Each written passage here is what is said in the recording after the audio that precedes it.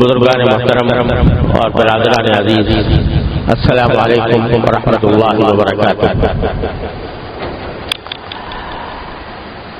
محرم کا مہینہ شروع ہو چکا ہے، اس لیے اس مہینے کے بارے میں چند گزارش پیش کرنا چاہتا ہوں۔ اللہ تبارک و تعالیٰ نے 12 کے 12 مہینے پیدا فرمائے، لیکن خاص مہینوں یا دنوں کو اللہ تبارک و تعالیٰ نے کچھ خصوصی فضیلت سے نوازا۔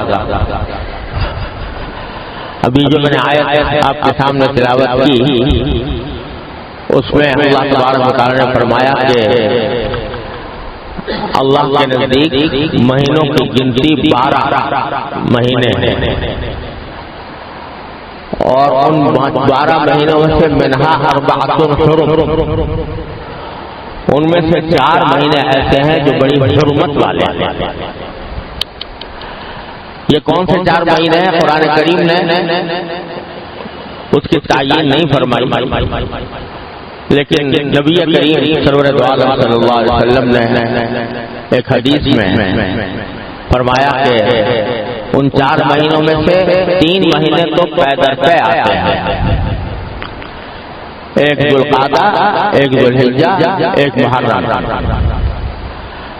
اور چوتھا مہینہ رجب کا مہینہ۔ ان 4 مہینوں کو اللہ تبارک و تعالیٰ نے حرمت والے مہینے قرار دیا۔ اگرچہ رمضان المبارک کا مہینہ ان سب سے افضل ہے، لیکن ان 4 مہینوں کا ذکر اللہ تبارک و تعالیٰ نے خاص طور پر اس لیے فرمایا ہے کہ ان 4 مہینوں کی حرمت حضرت ابراہیم علیہ السلام کے وقت چلی، اور کیونکہ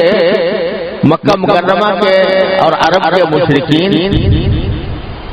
حضرت ابراہیم علیہ السلام کو کسی نہ کسی درجے میں مانتے تھے، باوجود اپنی بت پرستی کے، باوجود شرک کے، لیکن حضرت ابراہیم علیہ السلام کو وہ اپنا مقتدی مانتے تھے، اگرچہ ان کی تعلیمات سے بہت برگشتہ ہو گئے تھے، لیکن بحثیت مجموع حضرت ابراہیم علیہ السلام کی وہ اپنا مقتدی مانتے تھے۔ اس وجہ سے رسول کریم صلی اللہ علیہ وسلم کی تشریف سے پہلے بھی جاہلیت کے لوگ بھی ان 4 مہینوں کو مقدس سمجھتے تھے۔ رمضان کا جو تقدس ہے، رمضان کی جو برکات ہیں، وہ نبی کریم صلی اللہ علیہ وسلم کی تشریف آوری کے بعد لوگوں پر واضح ہوئی، لیکن ان 4 مہینوں کا تقدس حضرت ابراہیم علیہ السلام کے وقت چلا، اور جاہلیت کے لوگ ہر وقت لڑائی بھڑائی میں لگے رہتے تھے، ایک دوسرے کے خون کے پیاسے ہوتے تھے، ایک دوسرے سے جنگیں کرتے رہتے تھے، لیکن جب یہ مہینے آتے تو اس بات کو تسلیم کرتے تھے کہ یہ مقدس مہینے ہیں، ان میں لڑائی نہیں کرتے۔ اس حیثیت سے اللہ تبارک و تعالیٰ نے ان کو 4 مہینوں کو اس لحاظ سے حرمت والا قرار دیا کہ ابراہیم علیہ السلام کے وقت سے ان کی حرمت چلی آتی ہے، اور اس میں جنگ اور جدال کو بھی منع فرمایا گیا ہے۔ اور قرآن کریم دوسری جگہ فرمایا کہ تم کافروں سے بھی ان 4 مہینوں کے اندر جہاد نہ کرو، قتال نہ کرو، لڑائی نہ کرو، الا یہ کہ وہ خود تم پر حملہ آور ہو جائے، مجبوری ہے تو دفاع کرنے کے لیے اپنا مدافع کرنی پڑے گی، لیکن قتال ان دنوں میں جائز ہے۔ یہ 4 مہینے میں سے جو جیسے میں نے عرض کیا، ذوالقعدہ، ذوالحجہ اور اب محرم کا مہینہ، پھر ان میں سے ہر ایک کی اپنی کچھ خصوصیات الگ الگ بھی ہیں۔ محرم کی خصوصیت یہ ہے کہ اللہ تبارک و تعالیٰ نے اس میں روزہ رکھنے کو بڑی فضیلت سے نوازا۔ ایک حدیث میں رسول کریم سرور دو عالم صلی اللہ علیہ وسلم کا یہ ارشاد منقول ہے کہ آپ نے فرمایا کہ رمضان کے بعد سب سے زیادہ افضل روزے محرم کے روزے، اور محرم کے روزے رمضان کے بعد سب سے زیادہ فضیلت والے ہیں، جس کا مطلب یہ ہے کہ محرم کے کسی بھی دن جب بھی آدمی کو موقع ملے روزہ رکھے تو بڑی فضیلت کا عمل ہے.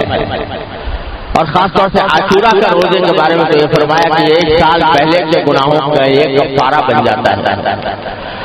تو یہ عمل نبی کریم سرور عالم صلی اللہ علیہ وسلم سے ثابت ہے کہ محرم کا مہینہ یہ اس میں نفلی روزے یہ خاص فضیلت رکھتے ہیں. یہ اللہ تبارک و تعالیٰ نے اس مہینے کو یہ خصوصیت عطا فرمائی ہے. دوسرے مہینوں میں روزہ رکھنا بھی ثواب ہے، لیکن محرم کے روزے کے مہینے میں روزہ رکھنے کی زیادہ فضیلت نبی کریم صلی اللہ علیہ وسلم نے بیان فرمایا. تو ایک حکم تو محرم کے بارے میں یہ ہے کہ اس میں لڑائی بڑائی منع ہے. اس میں ایک یہ کہ روزہ رکھنے کی بڑی فضیلت ہے کسی بھی، خاص طور سے عاشورہ کا دن یعنی 10 محرم کا دن. اس کی سارے محرم کے سارے دنوں میں سب سے زیادہ افضل دن عاشورہ کا ہے، یعنی 10 محرم کا.